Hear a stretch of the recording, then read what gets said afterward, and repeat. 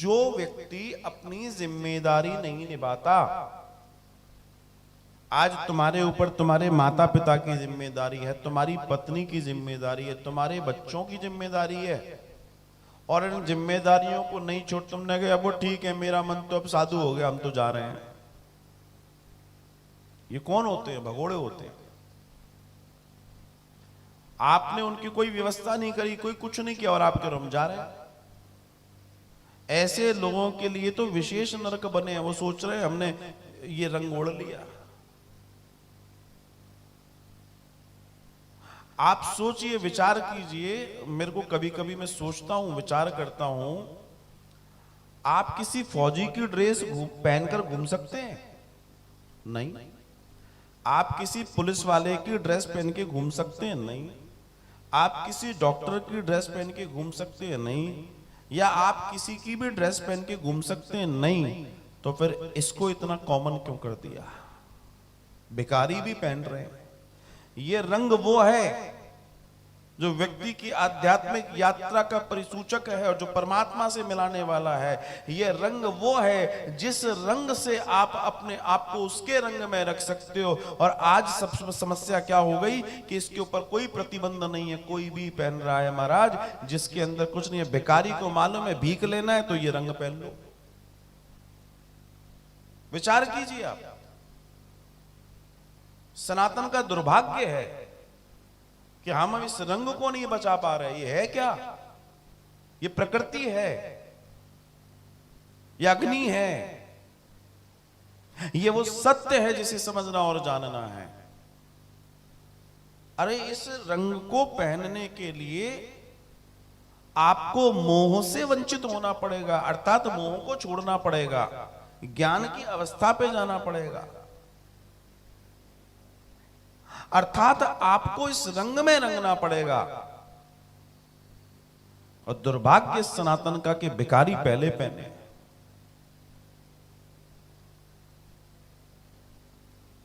बोला इससे तो मिल ही जाएगा। सोचो कितना उनको कॉन्फिडेंस है। अब मैं यहां दूसरी बात करता हूं कि उन अनपढ़ भिखारियों को इस बात का कॉन्फिडेंस है कि इससे जीविका चल जाएगी, लेकिन सनातन के पढ़े लिखे लोगों को इस रंग पर कॉन्फिडेंस नहीं है कि इससे हमारी यात्रा सुलभ हो जाएगी। ये एक सबसे बड़ी घटना है महाराज। वो जानते हैं अनपढ़ भिखारी की इसकी महिमा क्या है, लेकिन पढ़ा लिखा सनातनी हिंदू इसकी महिमा नहीं जानता।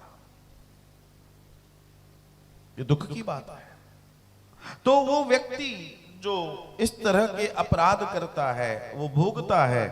भोगने वाला शरीर यहां छोड़कर द्रोह रूपी पाप का संबल लेकर अंधकार स्वरूप अंधतमस नगर में नरक को जाता है, जो केवल अधर्म से ही कुटुंब पालने में उद्यत रहते हैं, जो पाप कर्म करके अपने परिवार को चला रहे हैं, चोरी करके, डकैती करके, चोरियां भिन्न भिन्न भिन्न चोरियां कर करके, गलत काम करके अपने परिवार को पाल रहे हैं। वे जीव घोर अंधकार के स्थान अंध ताम्रिष्ट नरक में जाते हैं। जिनको मनुष्य लोक में जन्म मिलता है, वह पहले यातनाओं को भोगकर पवित्र भूलोक में आता है। उसको पूरी यातनाओं से गुजरना पड़ता है महाराज। और ध्यान रखना, जो लोग, इसका दर्शन मैं बता रहा हूं, जो लोग पाप कर्म करके नरक भोगते हैं और वापस जब वो पृथ्वी पर जन्म लेते हैं, क्योंकि अभी तो फिर भोगना है, तो उनके अंदर पाप ही होता है। क्योंकि वो जिस पाठशाले से आए हैं अभी वो असर गया थोड़ी है।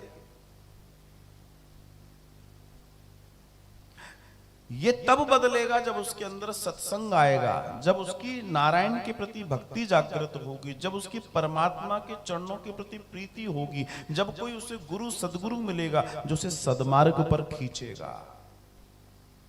जैसे यमदूत रस्सी से बांध के, जंजीर से बांधकर एक पापी को खींचकर यातना में ले जाते हैं, ऐसे ही एक सदगुरु का कार्य है कि तुम्हारे ना चाहते हुए बस तुम उसके पास चले जाओ, वो ना चाहते हुए तुम्हें बांध बांध कर सत्कर्म की गंगा में गोते लगवाता है। यही एक सदगुरु का काम है महाराज। रस्सी दोनों के पास है, तुम किससे बंधना चाहते हो? तुम उस सदगुरु के हाथों में चले जाओगे, सत्संग के हाथों में चले जाओगे, सनातन के सात्विक दर्शन पे चले जाओगे तो तुम्हारा कल्याण है। फिर तुम्हें कोई यमदूत हाथ नहीं लगाएगा, तुम्हारे लिए सुंदर गोविंद का विमान आएगा। अब तुम सोच लो तुम्हें क्या चाहिए।